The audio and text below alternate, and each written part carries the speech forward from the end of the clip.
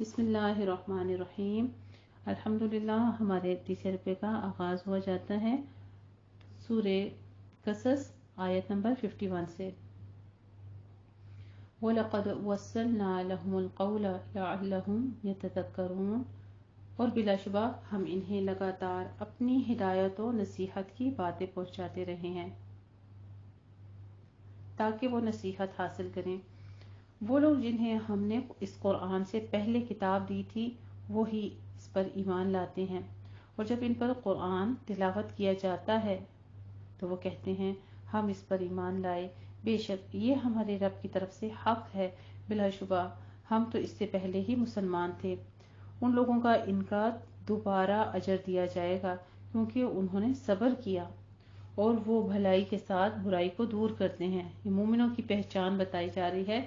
مومن کیا کرتے ہیں؟ سب سے پہلے تو اللہ کے حکم جو بھی وہ سنتے ہیں، جیسا کہ ہمیں اس قرآن میں بہت ساری نصیحتیں کی جا رہی ہیں، تو اس کے بارے میں بتایا جا رہا ہے کہ جب ان کے سامنے تلاوت کی جاتی ہے سب سے پہلے تو وہ ایمان لے آتے ہیں، اور پھر اس کے بعد کیا، جب انسان خود ایمان لے آتا ہے اور تقوی کا راستہ اختیار کرتا ہے تو پھر بڑی ساری مشکلات کا سامنا بھی کرنا پڑتا ہے، یا پھر اس چیز کو عمل میں لانے کے لیے بھی بہت کچھ سہنا پڑتا ہے۔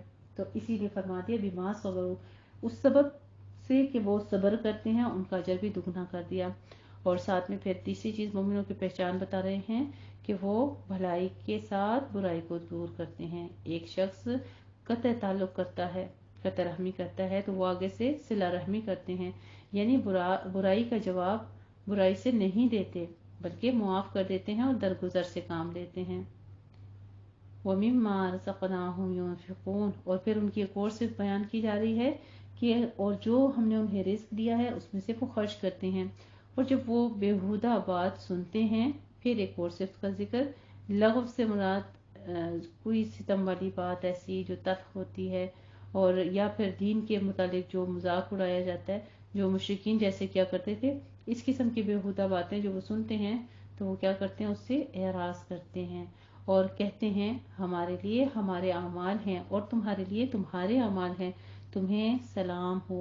تیسری بار ہمیں کتنی خوبصورتی کے ساتھ جاہلوں سے اعراض کرنے کا حکم دیا جا رہا ہے۔ یہ سلام جو ہے یہ تحیتاً نہیں بلکہ سلام تعلق کو ختم کرنے کے لیے، بات کو ختم کرنے کے لیے، مطلب بحث شروع کرنے سے پہلے ہی بحث کو ختم کرنے، جہاں آپ کو اس چیز کا اندیشہ ہو کہ لوگ آگے سے آپ کے ساتھ بدتمیزی کریں گے اور آپ کی نرمی کا ناجائز فائدہ اٹھائیں گے، تو وہاں پہ سلام کہہ کر اپنے آپ کو کنارہ کر لینا چاہیے، یعنی ہم تم جیسے جاہلوں سے بحث اور گفتگو کے روادار ہی نہیں ہیں۔ یہ بات اپنے دل میں کرتے ہوئے اپنے آپ کو کنارے لگا دیں، جیسا کہ اردو میں بھی کہتے ہیں جاہلوں کو دور ہی سے سلام ہے۔ ظاہر ہے سلام سے مراد ترک مخاطبت ہی ہے۔ صحیح بخاری صحیح مسلم کی روایت ہے، اور اس پر تمام مفسرین کے اتفاق ہے کہ یہ آیت نبی کریم صلی اللہ علیہ وآلہ وسلم کے چچا ابو طالب کے بارے میں نازل ہوئی۔ ابو طالب نے نبی کریم صلی اللہ علیہ وآلہ وسلم کے ساتھ ہمیشہ ہمدردی کی لیکن ایمان نہ لایا۔ جب اس کا آخری وقت آیا تو نبی کریم صلی اللہ علیہ وآلہ وسلم نے اپنی حد تک پوری کوشش فرمائی کہ وہ توحید و رسالت کا اقرار کر لے تاکہ وہ اس کا خاتمہ ایمان پر ہو، لیکن اس نے ملت عبد المطلب پر مرنے کو ترجیح دی۔ اس پر اللہ تعالیٰ نے یہ آیت نازل فرما کر نبی کریم صلی اللہ علیہ وآلہ وسلم پر واضح کیا کہ آپ کا کام صرف تبلیغ دعوت ہے اور رہنمائی ہے، لیکن ہدایت کے راستے پر چلا دینا یہ ہمارا ہی کام ہے۔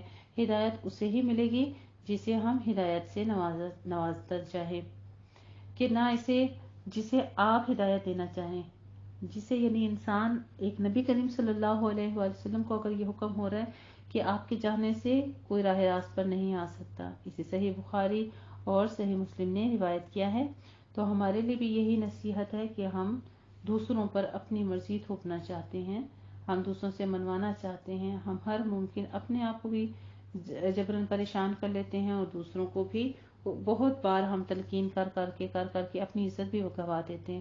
تو بہتر کیا ہے کہ دروازے پر دستک تو دی جائے لیکن دروازے کو توڑا نہ جائے، یہی آسان طریقہ ہے۔ بہت خوبصورت صفات مومنوں کے بارے میں بتائی گئی ہیں۔ پھر آگے فرماتے ہیں وَقَالُوا إِن نَّتَّبِعِ الْهُدَى، وہ مشرکین مکہ کہتے ہیں اگر ہم نے تیرے ساتھ ہدایت کی پیروی کی تو ہمیں ہماری زمین میں سے اچک لیا جائے گا۔ کیا ہم نے انہیں پرامن حرم میں جگہ نہیں دی جس کی طرف ہر قسم کے پھل ہماری طرف سے بطور رزق کھینچ کر لائے جاتے ہیں، لیکن ان کے اکثر نہیں جانتے۔ اور ہم نے کتنی ہی بستیاں ہلاک کر دیں جو گزران زندگی اپنے سامان زیست پر اتراتے تھے، چنانچہ ان کے یہ گھر اجڑے پڑے ہوئے ہیں۔ ان کے بعد بہت تھوڑے ہی آباد ہوئے اور ہم ہی ان سب کے وارث ہوئے۔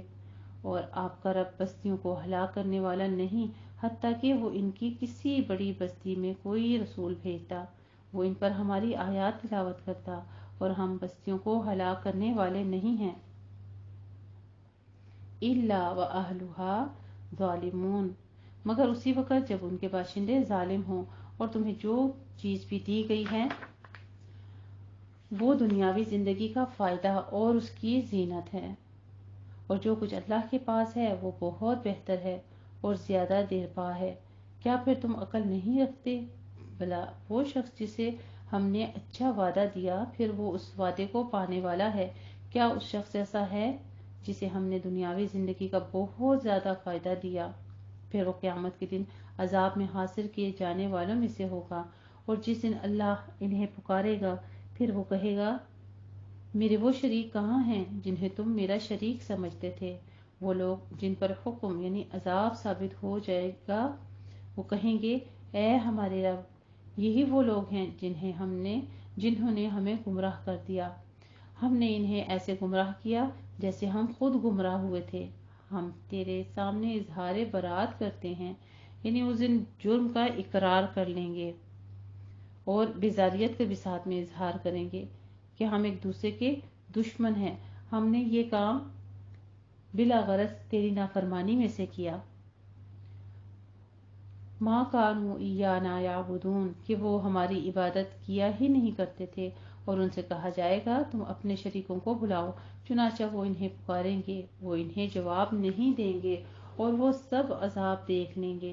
کاش وہ ہدایت پر چلتے ہوتے۔ اور جس دن اللہ انہیں پکارے گا تو وہ کہے گا، تم نے رسولوں کو کیا جواب دیا تھا؟ فَعَمِيَتْ عَلَيْهِمُ الْأَنْبَاءُ، پھر اس دن ان پر خبریں پیچیدہ ہو جائیں گی اور وہ ایک دوسرے سے سوال تک نہ کر سکیں گے، البتہ جس نے توبہ کی اور ایمان لایا اور اس نے نیک عمل کیے۔ پہلے توبہ، دوسرا کام ایمان لانا، اور تیسرا کام اس پر عمل بھی کرنا۔ تو امید ہے کہ وہ فلاح پانے والوں میں سے ہوگا۔ اور آپ کا رب جو چاہتا ہے پیدا کرتا ہے اور جسے چاہتا ہے منتخب کر لیتا ہے، ان لوگوں کے لیے کوئی اختیار نہیں۔ اللہ پاک ہے اور ان سے کہیں اعلیٰ ہے جنہیں وہ شریک ٹھہراتے ہیں۔ اور آپ کا رب جانتا ہے جو کچھ اس کے سینے میں ہے، جو کچھ وہ سینوں میں چھپاتے ہیں اور جو کچھ وہ ظاہر کرتے ہیں، اور وہی اللہ ہے، اس کے سوا کوئی معبود نہیں۔ دنیا اور آخرت میں تمام حمد اسی کے لیے ہے، اور حاکمیت و فرما برداری بھی اسی کی ہے، اور اسی کی طرف تم لوٹائے جاؤ گے۔ اے نبی کریم صلی اللہ علیہ وآلہ وسلم، کہہ دیجئے، دیکھو تو اگر تم پر قیامت ہمیشہ کے لیے رات ہی طاری کر دی جائے تو اللہ کے سوا کون الہ ہے؟ من الہ غیر اللہ، اللہ کے سوا کون الہ ہے جو تمہیں روشنی دن دے کر تمہارے لیے دن لے آئے؟ کیا پھر تم سنتے نہیں؟ کہہ دیجئے، بتلاؤ، اگر اللہ تم پر قیامت تک ہمیشہ کے لیے دن ہی طاری کر دے تو اللہ کے سوا کون ہے، جو کون الہ ہے جو تمہارے لیے دن کو لوٹائے، جو تمہیں روشنی دے؟ کیا پھر تم سنتے نہیں؟ قل ارأیتم ان جعل اللہ علیکم النہار، کہہ دیجئے، بتلاؤ، اگر اللہ تم پر قیامت تک ہمیشہ کے لیے دن طاری کر دے تو اللہ کے سوا کون الہ ہے جو تمہیں رات لا دے کہ تم اس میں سے آرام کر سکو؟ کیا پھر تم دیکھتے نہیں؟ وَمِن رَحْمَتِهِ جَعَلَ لَكُمُ اللَّيْلَ وَالنَّهَارَ، اور اس نے اپنی رحمت ہی سے تمہارے لیے رات اور دن بنائے تاکہ تم اس رات میں آرام کرو اور تاکہ تم دن میں اس کا فضل تلاش کرو اور شاید تم شکر کرو، وَلَعَلَّكُمْ تَشْكُرُونَ، اور شاید کہ تم شکر ادا کرو۔ اور جس دن اللہ انہیں پکارے گا پھر وہ کہے گا، کہاں ہیں میرے وہ شریک जिन्हें तुम मेरा शरीक समझते थे, और हर एक उम्मत में से एक गवाह निकालेंगे। फिर हम कहेंगे तुम मेरे साथ शरीक करने पर अपनी दलील लाओ। फिर वो जान लेंगे कि बेशक सच्ची बात अल्लाह ही की है, और इनसे सब वो गुम हो जाएंगे जो कुछ वो झूठ करते थे। बेशक कारून मूसा अलैहिस्सलाम की कौम में से था, फिर उसने उन पर जुल्म किया, और हमने इस कदर खजाने उसे दिए थे कि बिलाशुबा उसकी चाबियां ताकतवर मर्दों की जमात पर भारी होती थी। याद करो जब उसकी कौम ने उससे कहा तू इतरा मत, बेशक अल्लाह इतराने वालों को पसंद नहीं करता, और जो कुछ अल्लाह ने तुझे दिया है तू उससे आखिरत का घर तलाश कर, और तू दुनिया में भी अपना हिस्सा मत भूल, और तू लोगों को साथ ऐसा एहसान कर जैसे अल्लाह ने तुझ पर एहसान किया है। सुभान अल्लाह, एहसान का तरीका बताया जा रहा है कि अल्लाह ने तुझे माल देकर तुझ पर एहसान किया, तो मखलूक पर खर्च करके तू भी एहसान कर। एहसान का मतलब है कि सदका वगैरह करे, लेकिन एहसान का मतलब ये नहीं है कि दिखावा करे या दूसरों के ऊपर जिताने का हुक्म दिया जा रहा हो, ऐसा नहीं है। बल्कि ये है कि जो अल्लाह ने माल दिया है उसमें से खर्च करो उसकी मखलूक पर, और तू लोगों से ऐसे एहसान कर जैसे अल्लाह ने तुझ पर एहसान किया है, और तू जमीन में फसाद न कर, बेशुबा बिलाशुबा अल्लाह फसादियों को पसंद नहीं करता। अल्लाह सुब्हान तआला ने इस तरह की पीछे भी कितनी सारी आयत गुजरी हैं जो कि जिनको पसंद नहीं करता। उसी तरह यहाँ पे मुफसिदीन का तस्करा किया जा रहा है। क़ौल इन्नमा ऊतीतुहु, क़ारून ने कहा मुझे तो ये माल महज इस इल्म की बिना पर दिया गया है जो मेरे पास है। इन नसीहतों के जवाब में उसने ये कहा था कि उसका मतलब ये था कि मुझे इस वो तजारत का जो फन आता है, ये दौलत तो इसका नतीजा और समर है, और अल्लाह ताला के फजल करम से उसका क्या ताल्लुक है, ये तो मेरी अपनी मेहनत का नतीजा है। दूसरे माने ये भी किए गए हैं कि अल्लाह ने मुझे ये माल दिया है तो उसने अपने इल्म की वजह से दिया है कि मैं इसका मुस्तहिक हूँ, और मेरे लिए उसने इसे पसंद किया है। जैसे दूसरे मकाम पर इंसानों का एक और कौल अल्लाह ने नकल फरमाया, जब इंसान को तकलीफ पहुंचती है तो वो यही कहता है, पुकार उठता है, फिर जब हम इसे अपनी नेमत से नवाज देते हैं तो कहता है कि अल्लाह ने मुझे जलील कर दिया। अस्तगफिरुल्लाह अज़ीम, वल्लाहु आलम बिस्सवाब। अल्लाह सुब्हानहु व तआला इन बातों की हिकमत खूब जानते हैं। अवलम यालम अन्नल्लाह, क्या वो नहीं जानता कि बेशक अल्लाह ने इससे पहले ऐसे बहुत से लोग हलाक कर दिए थे जो कुव्वत में इससे ज्यादा थे और लाओ लश्कर में बढ़कर थे, और मुजरिमों से इनके गुनाहों के बारे में नहीं पूछा जाता। फिर वो अपने पूरे कुफर के साथ अपने इकरार कर लेते हैं, अपनी कौम के सामने निकला। यहाँ पे एक और शख्स का जिक्र किया जा रहा है, यानी कुव्वत और माल की फरावानी ये फजीलत का बाइस नहीं है। अगर ऐसा होता तो पिछली कौमें बर्बाद हो जाती। इसके लिए कारून का अपनी दौलत पर घुमंड करना, जैसे कि पीछे भी जिक्र आ चुका है, जितने भी नाफरमान थे, पीछे फिरौन का जिक्र हुआ और यहाँ पे दूसरे शख्स यानी कारून का जिक्र हो गया। ये इसके बायस इसे फजीलत का कोई जवाज ही नहीं था, लेकिन उसका इतराना, उसका बार बार ये कहना कि ये तो मेरे पास था, मेरे अंदर इतनी काबिलियत थी कि ये मुझे मिल गया, इसमें अल्लाह की क्या कुदरत है। अस्तगफिरुल्लाह अज़ीम। अल्लाह की नेमतें जब जब मिले तो उसके ऊपर शुक्रगुजार होना चाहिए कि अल्लाह के फजल के बगैर कोई इल्म, कोई अमल, कोई दौलत, कोई पैसा, कोई रिज़्क, कोई औलाद, कुछ भी दुनिया की नेमत जो है वो मुमकिन ही नहीं है। अल्लाह सुब्हानहु व तआला हम सबको अपनी दी गई तमाम नेमतों का शुक्रगुजार बना ले, आमीन। तो जो लोग दुनियावी जिंदगी चाहते हैं कहने लगे काश हमारे लिए भी इसकी मिसल होता जो कारून को दिया गया है, बिलाशुबा वो बड़े नसीबे वाला है। और जिन लोगों को इल्म दिया गया था उन्होंने कहा अफसोस तुम पर, उस शख्स के लिए अल्लाह का सवाब बेहतर है जो ईमान लाया और उसने नेक अमल किए, और ये बात सब्र करने वालों ही को सिखाई जाती है। वला युलक्काहा इल्ला साबिरून, ये किसी और को ये बात नहीं सिखाई जाती, सिर्फ सब्र करने वालों को ये बात सिखाई जाती है। चुनाचा हमने उसे और उसके घर को जमीन में धंसा दिया, फिर उसके लिए उनके हामियों की कोई ऐसी जमात न थी जो अल्लाह के मुकाबले में उसकी मदद करती, और ना वो बदला लेने वालों में से था। और जिन्होंने कल इसके मकाम को 2 मरतबा की तमन्ना की थी, वो सुबह उठकर कहने लगे हाय शामत, अल्लाह अपने बंदों में से जिसके लिए चाहे रिज्क खुशादा कर देता है। लौला अम्मन्नल्लाहु अलैना, اور جس کے لیے چاہے تنگ کر دیتا ہے۔ اگر اللہ نے ہم پر احسان نہ کیا ہوتا تو یقیناً وہ ہمیں بھی دن ساتھ دیتا۔ ہائے شامت، کافر فلاح نہیں پاتے۔ تلک الدار الآخرۃ نجعلھا للظالمین، وہ آخرت کا گھر ہم ان لوگوں کو دیں گے جو زمین میں نہ بڑائی چاہتے ہیں اور نہ فساد، اور اچھا انجام تو پرہیزگاروں ہی کے لیے ہے۔ سبحان اللہ۔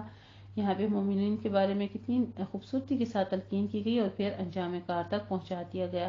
من جاء بالحسنۃ، جو کوئی نیکی لائے گا تو اس کے لیے اس سے بھی بہتر بدلہ ہوگا، اور جو کوئی برائی لائے گا تو برے عمل کرنے والوں کو وہی بدلہ دیا جائے گا جو عمل وہ کرتے تھے۔ بلا شبہ وہ اللہ جس نے آپ پر قرآن نازل کیا، یقیناً وہ آپ کو اچھے انجام تک پہنچانے والا ہے۔ کہہ دیجئے میرا رب خوب جانتا ہے کہ کون ہدایت کے ساتھ آیا اور کون کھلی گمراہی میں۔ اور آپ امید نہیں رکھتے تھے کہ آپ کی طرف یہ کتاب یعنی وحی کی جائے گی، مگر یہ آپ کے رب کی خاص رحمت ہی وحی کی گئی ہے، لہٰذا آپ کافروں کی مدد ہرگز نہ کریں، ان کے مددگار نہ بنیں، اور وہ کافر آپ کو اللہ کی آیات کی تبلیغ سے نہ روک دیں۔ اس کے بعد کہ وہ آپ کی طرف اتاری گئی اور آپ صلی اللہ علیہ وآلہ وسلم انہیں اپنے رب کی طرف بلائیے اور مشرکوں میں سے ہرگز نہ ہوں۔ وَلَا تَدْعُ مَعَ اللَّهِ إِلَٰهًا آخَرَ لَا إِلَٰهَ إِلَّا هُوَ كُلُّ شَيْءٍ هَالِكٌ إِلَّا وَجْهَهُ لَهُ الْحُكْمُ وَإِلَيْهِ تُرْجَعُونَ، اور آپ اللہ کے ساتھ کسی اور کو الہ کو مت پکاریں، اللہ کے سوا کوئی الہ نہیں ہے، ہر چیز ہلاک ہونے والی ہے سوائے اس کے چہرے کے، اس کی حاکمیت و فرمانبرداری ہے، اسی کے لیے ہے جتنی اطاعت گزاری ہے، اور تم سب اسی کی طرف لوٹائے جاؤ گے۔ یعنی جتنی بھی نیکیوں کا ذکر کیا گیا تاکہ وہ نیکیوں کو ان کی نیکیوں کی جزا اور بدوں کو ان کی بدیوں کی سزا بھی دیتے۔ جب اللہ کی طرف لوٹ کر جانا ہے تو پھر اعمال بھی وہی کرنے چاہیے جو اللہ کی رضا مقصود کے لیے ہیں۔ الحمدللہ رب العالمین۔ یہاں تک ہمارا تیسرا رکوع یعنی ثلث پارہ مکمل ہوتا ہے۔ جزاک اللہ احسن الجزاء۔